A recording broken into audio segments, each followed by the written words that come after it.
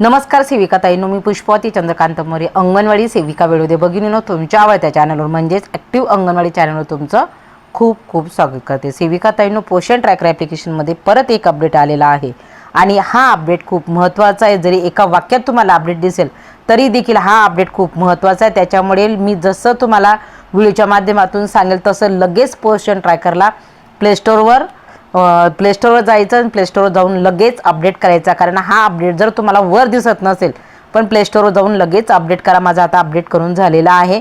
तर आता ओपनमध्ये नाही तर अपडेट काय आलेला आहे तो आपल्याला बघायचं। त्याच्यासाठी नेमकं काय बदल काय ते आपल्याला जाणून घ्यायचं आहे। तर बघा इथं नेहमीप्रमाणे आपल्याला माहिती आहे, जर आपण स्क्रीनवर पाहिलं की काय बदल आहे बघा, hot fix for data sync issue. तर त्याच्यासाठी आपल्याला मध्ये जाऊन पण आपण बघून घेऊ की एवढाच आहे का अजून आहे। तर त्याच्यासाठी आपल्याला हे ॲरोला क्लिक करावं लागणार अगदी नेहमीप्रमाणे। इथं क्लिक केल्यानंतर पाहिलं, इथं देखील जर आपण पाहिलं तर तेवढाच बदल आहे, फारसा बदल नाही, पण तो बदल किती महत्त्वाचा हे लक्षात घ्या। त्याच्यानंतर जे व्हर्जन आलेले आहे ते देखील आपण बघून घ्यायचं। अपडेट किती नंबरचा आहे, 25.2.9 अपडेट पण आपल्याला कळला। आता हा जो आलेला अपडेट आहे तर अपडेटचा नेमका अर्थ काय, hot fix for data sync issue.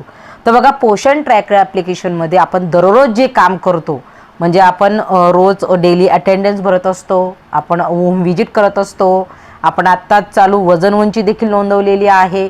त्याच्यानंतर आपण आता FRAचं काम करत होतो, FRAचं काम पण आता आपलं बऱ्याच प्रमाणात संपण्यात आलेले।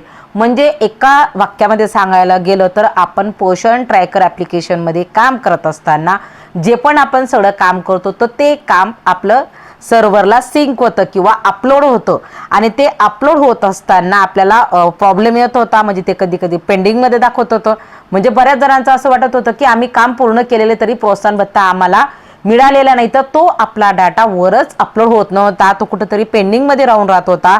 किंवा आपल्याला बऱ्याचदा वजन आपल्या घरात नेटवर्क फुल असताना, जिथे असेल तिथं नेटवर्क फुल असताना आपल्याला नेटवर्क एरर असं देखील ऑप्शन येत होतं। तर आता त्या सगळ्या समस्या काढण्यात आलेल्या आहेत आणि आपला जो डाटा आता सिंक होईल किंवा अपलोड होईल तिथं सर्व्हरला, तो 100% अपलोड होईल। त्याची गती देखील वाढवण्यात आलेली। त्याच्यामुळे आत्ता हा जो अपडेट आलेला आहे हा अपडेट तुम्ही लगेच अपडेट करून घ्या। जरी तुम्हाला ॲपला सुरू करताना दिसत नसेल तरी प्ले स्टोअरवर जायचे, प्ले स्टोअरवर जाऊन तुम्ही लगेच अपडेट करायचे। जरी आपल्याला एका वाक्यात दिसणारा हा अपडेट असेल छोटासा, पण हा खूप महत्त्वपूर्ण असा अपडेट आहे। त्याच्यामुळे लगेच तुम्ही पोषण ट्रॅकर ॲप्लिकेशनला अपडेट करून घ्या। जर तुम्ही हा अपडेट केला नाही तर तुमचा जो डाटा एररचा प्रॉब्लेम आहे किंवा डाटा अपलोडचा प्रॉब्लेम आहे तर तो तसाच राहणार। त्याच्यामुळे लगेच अपडेट करा आणि आपलं काम सोपं करा। ताईंनो, मला व्हिडिओच्या माध्यमातून एवढंच सांगायचं होतं।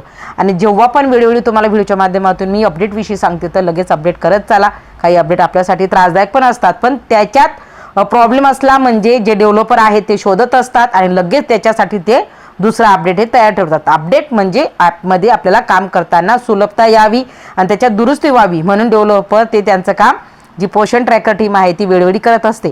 जसं अपडेट आला तसं मी तुम्हाला व्हिडिओच्या माध्यमातून सांगते। तर ताईंनो, आजच्या व्हिडिओपुरतं एवढंच, धन्यवाद।